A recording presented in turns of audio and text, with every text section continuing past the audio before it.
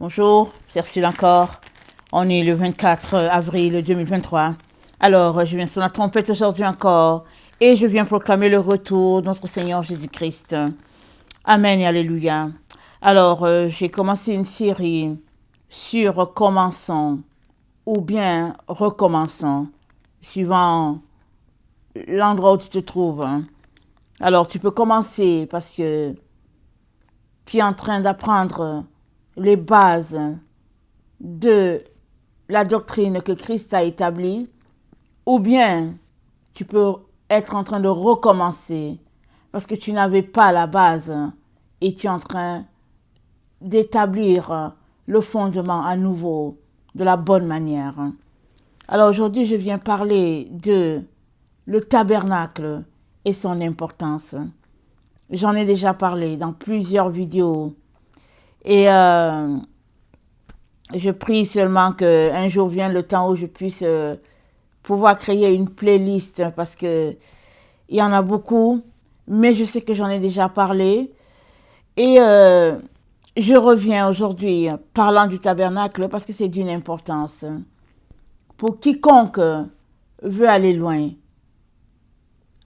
il a besoin de savoir les bases sur lesquelles repose la doctrine de Christ. Et cette base-là, sur laquelle repose, c'est de là que nous tirons notre foi. Parce que la foi vient de ce qu'on entend, et ce qu'on entend vient de la parole de Dieu. L'histoire du tabernacle a commencé quand Dieu a fait sortir le peuple d'Égypte. Et ils étaient en esclavage sous Pharaon pendant plus de 400 ans. Et quand Moïse est allé les faire sortir, ils sont venus s'établir dans le désert et Dieu les a visités. Amen. Il a dit, sanctifiez-vous, purifiez-vous, au 3e jour je vais vous visiter. Alors, le peuple a vu le spectacle de la grandeur de ce Dieu-là, quand la montagne tremblait. Mais Moïse, il a passé 40 jours dans la présence de Dieu. Et Dieu lui a donné les consignes pour que un tabernacle lui soit bâti. Et le tabernacle, c'est le sanctuaire de Dieu. C'est l'endroit où Dieu habite. Alors, il a dit à Moïse, dans Exode 25, le verset 8 à 9, il a dit à Moïse, « Ils me feront un sanctuaire, j'habiterai au milieu d'eux. Vous ferez le tabernacle et tous ses ustensiles d'après le modèle que je vais te montrer. » Moïse n'a pas fait le tabernacle au hasard. Moïse a fait le tabernacle selon le modèle que Dieu lui a montré et ce modèle existait déjà dans la présence de Dieu. Alors, le tabernacle que Moïse a reproduit sur la terre était une miniature de ce qui existait déjà dans la présence de Dieu. Donc, Dieu a donné les mesures à Moïse, les couleurs, les fils, tout le nécessaire pour que le tabernacle soit bâti. Et le tabernacle a été bâti. Et donc, si on s'arrêtait juste au verset 8 qui dit « Ils me feront un sanctuaire et j'habiterai au milieu d'eux », nous verrons que Dieu a déjà donné cette parole-là à Israël dans son alphabet. Parce que dans la première lettre de l'alphabet hébraïque, Dieu s'annonce, se prononce Aleph. C'est le Dieu Aleph, le Dieu créateur, l'unique Dieu, le seul Dieu. Celui qui est l'unité parfaite. Et il est le créateur de tout l'univers. Et il a décidé de venir habiter au milieu de nous les humains. Et il s'est choisi une maison. Beth, la deuxième lettre de l'alphabet, ça veut dire une maison. Alors, Dieu n'a pas changé dans sa philosophie des choses, dans sa conception, dans comment il a créé le monde, les cieux, les astres et tout, il n'a pas changé. Il ne veut pas être isolé de l'homme, il n'est pas à l'écart de nous. il veut vivre au milieu de nous, être notre Dieu et nous, ses fils et ses filles. Alors, pour cela, il est important qu'il y ait une harmonie qui existe entre des enfants et leur père. Et si un parent n'a pas donné de consignes à ses enfants, il ne sera pas surpris de ce que ses enfants feront. Mais s'il a donné des consignes et que ses enfants ne font pas, il y a des conséquences. On sait ça, n'est-ce pas, en tant que parents. Alors, Dieu donc a décidé de venir habiter au milieu de nous. Mais avant, il a dit à Moïse, voilà comment les choses doivent être. Voilà le niveau de sainteté que j'attends de chacun d'entre vous.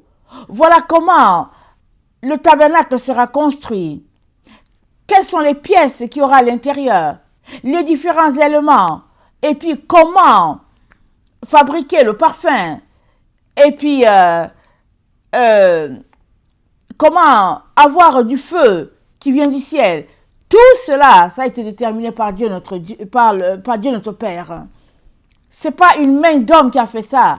Si bien même que, pour les parfums, il a dit à Moïse, personne d'autre ne devra avoir la formule du parfum. L'encens, personne ne devra avoir la formule. Parce que avoir cette formule-là, c'est mépriser Dieu. C'est rendre vil ce que Dieu appelle sacré. Alors, si bien que la formule de la fabrication de l'encens, par exemple, ce n'était pas répandu. C'était juste destiné pour Dieu et Dieu seul. Alors, Dieu dit à Moïse, bâtissez-moi un tabernacle que je vais habiter au milieu de vous. Et voilà comment vous devez le faire. Mais c'est quoi le tabernacle? Le tabernacle, c'est un sanctuaire. On a déjà dit, c'est une maison. L'endroit où Dieu habite, c'est un sanctuaire. Alors un édifice, amen, synonyme de temple. Voilà un peu ce que le sanctuaire, comment on peut le définir. Et puis, c'est un endroit où on va rencontrer Dieu. Et dans le tabernacle qui est là, il y avait 3 parties. Il y avait le parvis, c'est-à-dire la cour. Amen. Il y avait le lieu saint, l'endroit où on pouvait trouver les Lévites, les sacrificateurs. Ils étaient là en permanence, en train de prier, en train de faire un culte à Dieu, en train d'apprendre, en fait, la marche de sainteté, en train de recevoir les requêtes des peuples, en train de prier pour que la gloire de Dieu descende. Et il y avait le lieu très saint. L'endroit où Aaron entrait une fois l'année pour le Yom Kippour, pour apporter, pour demander le pardon de Dieu à toute l'humanité. Et puis aussi, c'était aussi à l'endroit où Moïse venait pour parler avec Dieu. Quand il voulait parler à Dieu, quand Dieu le convoquait, Moïse allait dans le lieu très saint. Et là, au niveau de l'arche, Dieu lui parlait à ce niveau. Entre 2 chérubins, Dieu lui parlait. Et Moïse recevait les instructions pour le peuple. Et il donnait au peuple ce que Dieu avait dit. Alors, aujourd'hui, le sanctuaire de l'Éternel, c'est toi et moi. Parce que la Bible nous dit, dans 1 Corinthiens 3, le verset 16, ne savez-vous pas que vous êtes le temple du Saint-Esprit et l'Esprit de Dieu habite en vous? On ne peut donc pas prendre le temple de Dieu et en faire un lieu perverti, un lieu où tout se passe, parce que le temple de Dieu, c'est saint. Rappelons-nous, Moïse, il allait quand Dieu l'appelait dans le lieu saint. Aaron, le sacrificateur désigné, y allait une fois. Pour vous dire le niveau de sainteté qu'il y avait à cet endroit. Et Dieu nous dit que notre corps, c'est un Saint-Esprit. C'est-à-dire que nous devons garder notre corps dans un niveau de sainteté tel que Dieu le demandait pour le tabernacle. Alors, on va lire le texte de Exode 40. Les consignes de notre Dieu à Moïse en ce qui concerne le tabernacle. Exode 40, le verset 1, ça dit, l'Éternel parla à Moïse et dit, le premier jour du premier mois, tu dresseras le tabernacle, la tente d'assignation. Tu y placeras l'arche du témoignage et tu couvriras l'arche avec le voile. Tu apporteras la table et tu la disposeras en ordre. Tu apporteras le chandelier et tu en arrangeras les lampes. Tu placeras l'autel d'or pour le parfum devant l'arche du témoignage et tu mettras le rideau à l'entrée du tabernacle. Tu placeras l'autel des holocaustes devant l'entrée du tabernacle, de la tente d'assignation. Tu placeras la cuve entre la tente d'assignation et l'autel et tu y mettras de l'eau. Tu placeras le parvis à l'entour et tu mettras le rideau à la porte du parvis. Tu prendras l'huile d'onction et tu en oindras le tabernacle et tout ce qu'il renferme, et tu le sanctifieras avec tous les ustensiles, et il sera saint. Tu oindras l'autel des holocaustes, et tous les ustensiles, et tu sanctifieras l'autel, et l'autel sera très saint. Donc voilà les consignes de notre Dieu pour le tabernacle, pour l'autel, pour l'endroit où l'arche du témoignage devait se placer. Tout était bien calculé, était bien défini, bien déterminé. Et puis aussi, les endroits qui les séparaient, c'était bien défini. Alors, juste le fait de respecter la séparation que Dieu a établie, c'est cela la sanctification. Parce qu'une personne qui se sanctifie, c'est une personne qui accepte de faire ce que Dieu dit. C'est une personne qui choisit d'aller dans le sens de Dieu. C'est ça déjà, la sanctification.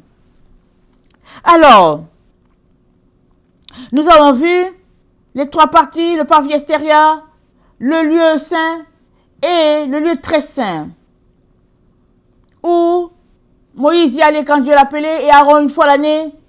Et aujourd'hui, nous avons accès au lieu très saint par le sacrifice de notre Seigneur Jésus-Christ sur la croix. Parce qu'une fois que Jésus-Christ est mort, le voile a été déchiré.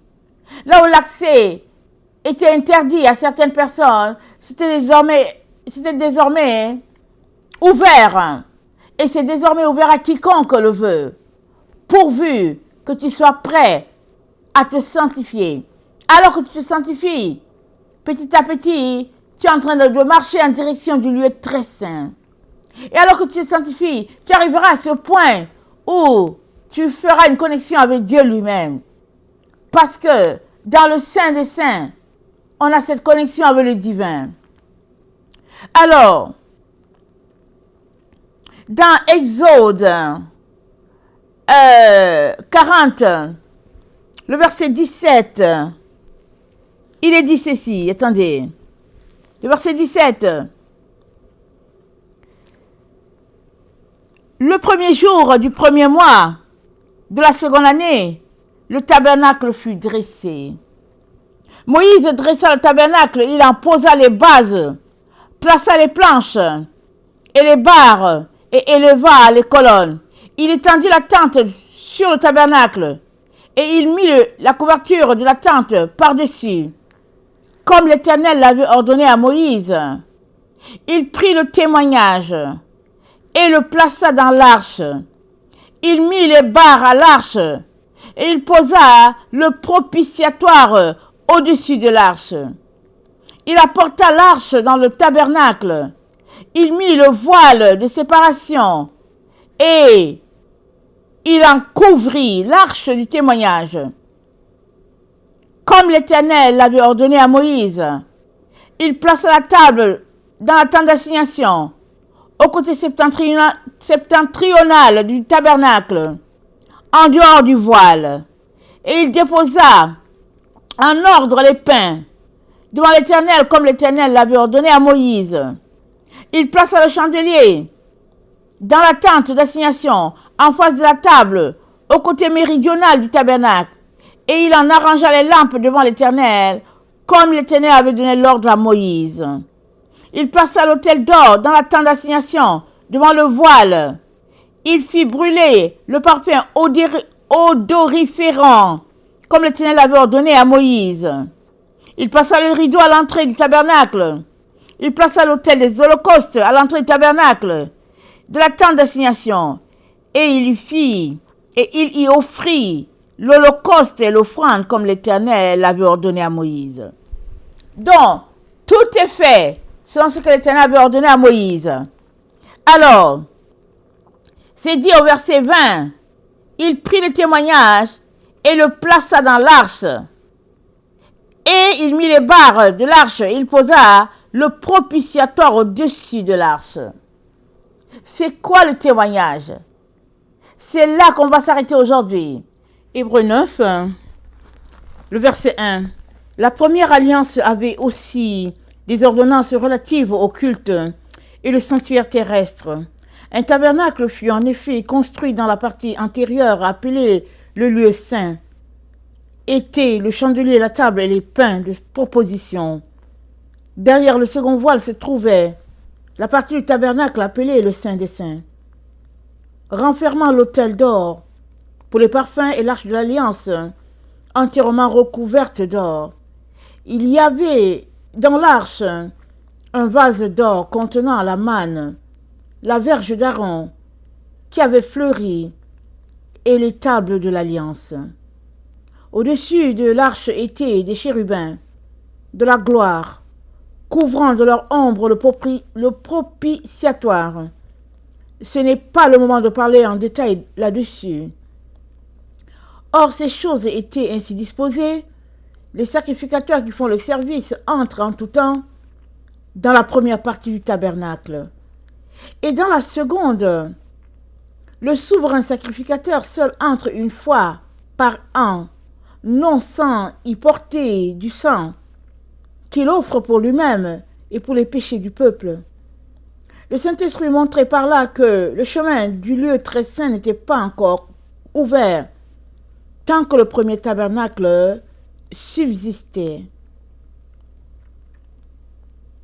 C'est une figure pour le temps actuel où l'on présente des offrandes et des sacrifices qui ne peuvent rendre parfait sous le rapport de la conscience celui qui rend ce culte. Et qui, avec les aliments, les boissons et les diverses ablutions, étaient les ordonnances charnelles imposées seulement jusqu'à une époque de réformation. Mais Christ est venu comme souverain sacrificateur des biens à venir. Il a traversé le tabernacle plus grand et plus parfait, qui n'est pas construit de main d'homme, c'est-à-dire qui n'est pas de cette création. Il est entré une fois pour toutes dans le lieu très saint, non avec le sang des boucs et des veaux, mais avec son propre sang, ayant obtenu une rédemption éternelle. Amen, je vais m'arrêter là. Alors, Hébreux 9 nous parle du témoignage, parce qu'on est là pour parler du témoignage. Alors, dans le témoignage, tel que Dieu l'a appelé, amen, c'est dit au verset 4 de Hébreux 9 que le témoignage renfermait, le témoignage était dans l'arche de l'Alliance et l'arche de l'Alliance était entièrement couverte d'or. Il y avait dans l'arche un vase d'or contenant la manne, la verge d'Aaron qui avait fleuri et les tables de l'Alliance.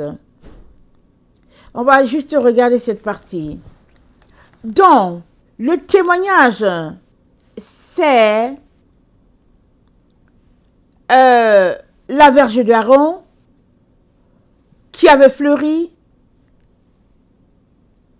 les commandements, et puis la manne. Alors, ailleurs, on peut voir le pain et tout ça. Les trois éléments symbolisent notre Seigneur Jésus-Christ. Nous savons que notre Seigneur, au fait, il est le pain, il a dit, celui qui me mange et qui me boit, il a la vie, et il ne vivra pas, il ne connaîtra pas la mort. C'est ça que le Seigneur a dit. Qui me mange et qui me boit, qui me mange et qui boit mon sang a la vie, a dit Jésus. Et puis, la verge d'Aaron symbolise l'autorité de notre Dieu. Aaron était le sacrificateur en présence, élu par Dieu, installé par son frère Moïse. Et il était appelé à prier, à faire les sacrifices pour le peuple. Et aussi, une fois l'année,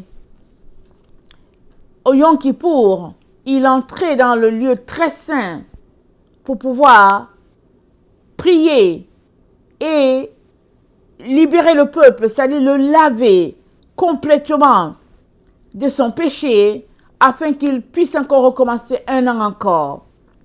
Alors c'était Aaron qui était désigné pour faire les cérémonies pour le grand jour du pardon.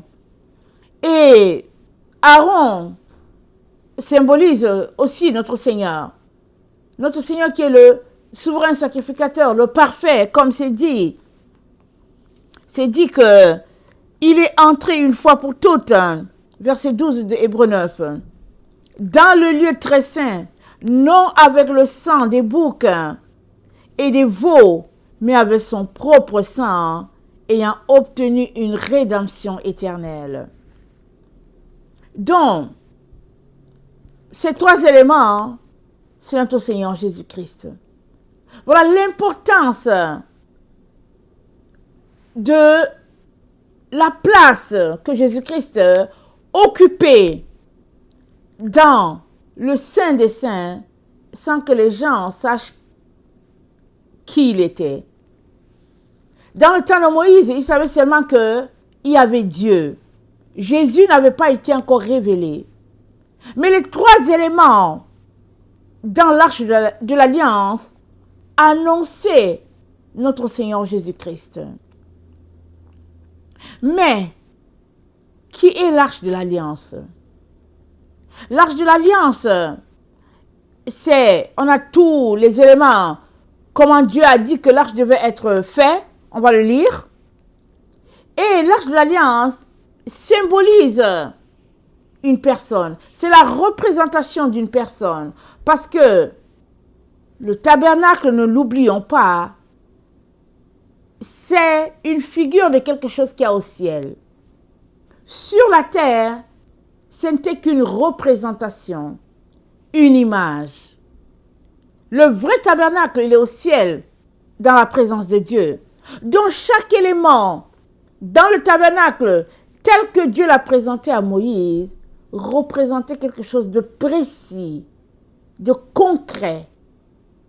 Alors, regardons qu'est-ce que Dieu a dit à Moïse, comment le tabernacle l'arche d'alliance devait être. Exode 25, le verset 10.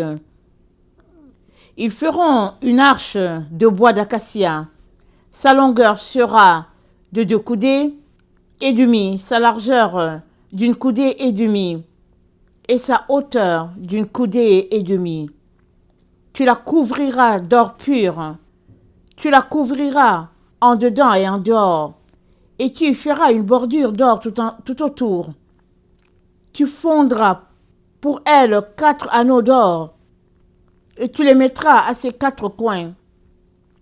2 anneaux d'un côté et 2 anneaux de l'autre côté. Tu feras des barres de bois d'acacia, et tu les couvriras d'or. Tu passeras les barres dans les anneaux sur les côtés de l'arche, pour qu'elles servent à porter l'arche. Et les barres resteront dans les anneaux de l'arche, et n'en sortiront point retirées, et n'en seront point retirées. Tu mettras dans l'arche le témoignage que je te donnerai. Tu feras un propitiatoire d'or pur.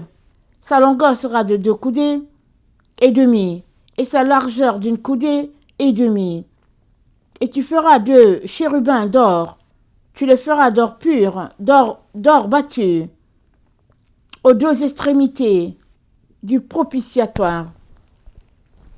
Fais un chérubin à l'une des extrémités et un chérubin à l'autre extrémité. Vous ferez des chérubins sortant du propitiatoire à ses deux extrémités. Et les chérubins étendront les ailes par-dessus, couvrant de leurs ailes le propitiatoire, et se faisant face l'un à l'autre. Les chérubins auront la face tournée vers le propitiatoire. Tu mettras le propitiatoire sur l'arche, et tu mettras dans l'arche le témoignage que je te donnerai. C'est là que je me rencontrerai avec toi, du haut du propitiatoire, entre les deux chérubins, placés sur l'arche de témoignage. Je te donnerai tous mes ordres pour les enfants d'Israël. Donc voilà. Alors Dieu a dit, il a donné toutes les consignes à Moïse pour la fabrication de l'arche.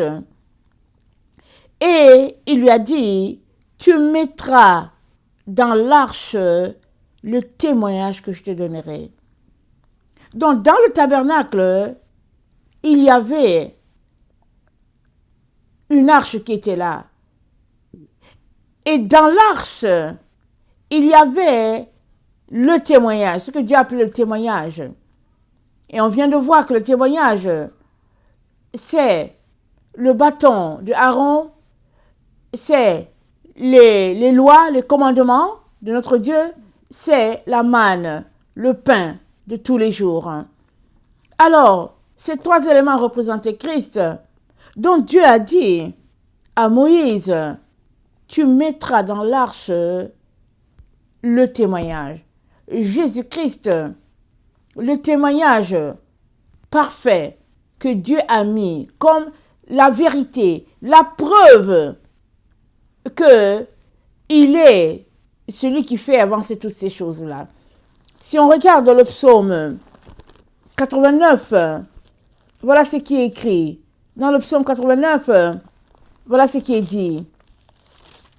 Au verset 38, c'est dit, comme la lune,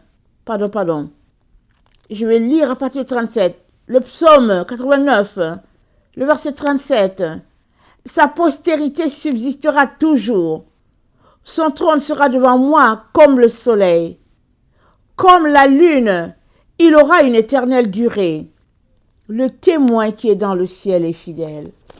Jésus-Christ, le témoin de tous les jours, de toujours, celui qui a tout vu, qui sait tout, Jésus-Christ. Donc, il est ce témoin-là, ce témoignage-là qui était là dans le tabernacle sans que les gens sachent qui était Jésus, sans que les gens sachent que le Fils de Dieu devait venir. Il était déjà là, observant tout, faisant avancer les choses selon le bon vouloir de notre Dieu.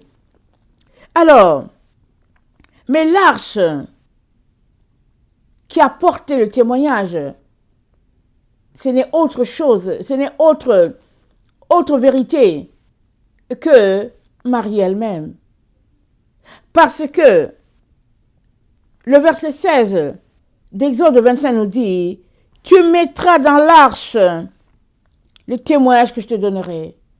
Dieu lui-même a mis dans le sein de Marie le témoignage. Il a mis Jésus-Christ lui-même. C'est Dieu qui a fait cela. Il n'y a personne qui peut être la cause, la raison de Jésus-Christ dans le sein de Marie. C'est Dieu lui-même. Notre Dieu a accompli ce verset d'Exode 25, le verset 16, en mettant dans le sein de Marie le témoignage, le témoin fidèle et véritable. Il l'a mis dedans. On comprend que quand Israël sortait sur le champ de bataille et qu'il n'y avait pas une situation de péché, Israël gagnait son combat parce que Jésus-Christ lui-même était dans l'arche assurant le combat. Et quand le temps fut accompli, le témoignage concrètement a été placé dans le sein d'une femme, le sein de Marie. Marie, l'arche de l'alliance en personne. C'est elle. Tu as beau contester, tu as beau refuser, tu as beau opposer Dieu, ça ne change pas la vérité divine. Ce qui est déjà établi depuis l'éternité. Il est donc très important de comprendre que, alors qu'on est en train de commencer à nouveau ou bien recommencer, il est important que tu commences sur la bonne base. Une base de vérité. Il est important. Parce que si tu ne veux pas changer les choses au niveau de ton esprit, tu es tout simplement en train de continuer sur la voie de mensonge. Et la voie de mensonge sera coupée. Tous ceux-là qui sont sur la voie du mensonge, ils seront coupés de la présence de Dieu. Et ils vont brûler. Comme c'est annoncé par l'apôtre Pierre. L'apôtre Pierre a dit, je pense que c'est dans 1 Pierre 3. Amen.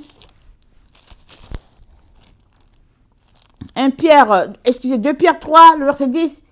Le jour du Seigneur viendra comme un voleur. En ce jour, les cieux passeront avec fracas, les éléments embrasés se dissoudront, et la terre avec les œuvres qu'elle renferme sera consumée. Je répète, le jour du Seigneur viendra comme un voleur. En ce jour, les cieux passeront avec fracas, les éléments embrasés se dissoudront, et la terre avec les œuvres qu'elle renferme sera consumée. Si tu n'as pas la vérité en toi, tu seras consumé avec toutes les œuvres mises en place par le serpent, par la fausse doctrine. Tout cela sera consumé. Et il restera la vérité établie, telle que Dieu l'a conçue, l'a établie depuis l'éternité. Voilà pourquoi il est très important que tu puisses changer ce qui a changé. Il est important que tu puisses repartir à zéro, que tu puisses recommencer. Et cette fois-ci, sur la bonne base, avec Dieu, tel qu'il a établi les choses. On ne peut pas gagner un combat spirituel sans la présence de l'arche. Ça a été prouvé alors qu'Israël traversait ces périodes difficiles, alors qu'Israël était environné par toutes les nations. Quand l'arche d'alliance sortait et que Israël n'était pas en situation de péché, Israël avait la victoire. Combien de victoires a gagné Israël contre ses ennemis? Ses ennemis les plus farouches fuyaient devant l'arche parce que Dieu lui-même était dans l'arche. Dieu lui-même était celui qui combattait pour Israël. Alors, l'arche, comme je viens de le partager, l'arche est représentée, ou bien, comment le dire, c'est Marie l'arche. Alors, soit tu changes le pattern de tes pensées et que tu alignes tes pensées avec celles de Dieu et tu recevras pleine lumière, marchant en nouveauté, soit tu rejettes cette vérité et tu seras tout simplement écarté de la présence de Dieu. Il n'y a pas de compromis possible. Ce temps-là est révolu. Dieu est tout simplement en train de bâtir, de mettre en place ces conditions de sainteté. Et il ne veut plus qu'il y ait un mélange entre le faux et le vrai, entre la lumière et les ténèbres. Il veut tout simplement sa sainteté son type de sainteté sur sa montagne. On est là, à ce stade-là, où tout est en train de repartir. Parce que Dieu est en train de bâtir des nouveaux cieux, une nouvelle terre. C'est ça qu'il est en train de faire. Alors, les choses ne peuvent pas aller selon ce que nous concevons. Les choses vont marcher selon la conception de Dieu. Et Dieu dit, c'est le départ, c'est un nouveau départ. Veux-tu repartir avec Dieu?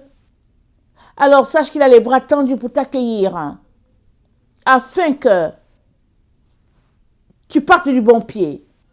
Mais si tu ne veux pas aussi, il ne va pas te forcer. Il t'a donné le libre arbitre. Mais si tu veux la vérité, alors ouvre ta bouche. Dis au Seigneur Jésus, Seigneur, j'aimerais repartir à nouveau avec toi.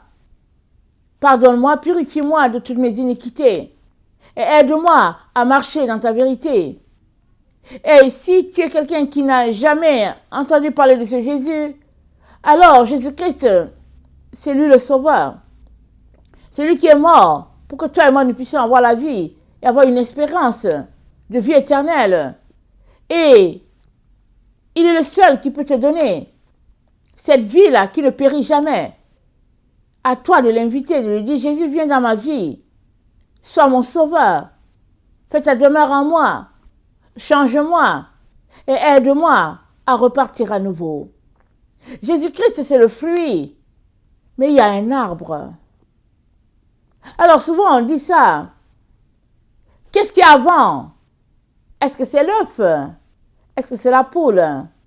Est-ce que c'est l'arbre? Est-ce que c'est le fruit? Mais la vérité, c'est que ce qu'il y a au départ, c'est la poule. Ce qu'il y a au départ, c'est l'arbre. Regardons ce qu'on a déjà lu hier. On l'a lu dans Genèse 1, le verset 26. C'est Dieu lui-même qui a parlé. Alors, il a dit ceci. Il a dit, c'est verset 29. Et Dieu dit, voici, je vous donne toute herbe portant de la semence et qui est à la surface de toute la terre, et tout arbre ayant en lui du fruit d'arbre et portant de la semence. Dieu n'a pas donné les fruits, il a donné l'arbre, et dans l'arbre, il y avait la semence. Marie vient avant Jésus. Donc c'est l'arbre que tu dois accepter. Et le fruit vient avec. Tu ne peux pas accepter le fruit et rejeter l'arbre. Ça ne se fait pas. Et ça ne se peut pas. C'est pas possible, c'est même pas logique. Il est donc très important que nous puissions établir les bases et marcher selon ces bases-là. Très, très important. Alors, que le Seigneur bénisse sa parole, qu'il nous donne de pouvoir méditer tout cela et venir devant lui, le cœur brisé, contrit, pour que ce qui a changé puisse être changé. Que le Seigneur bénisse sa parole.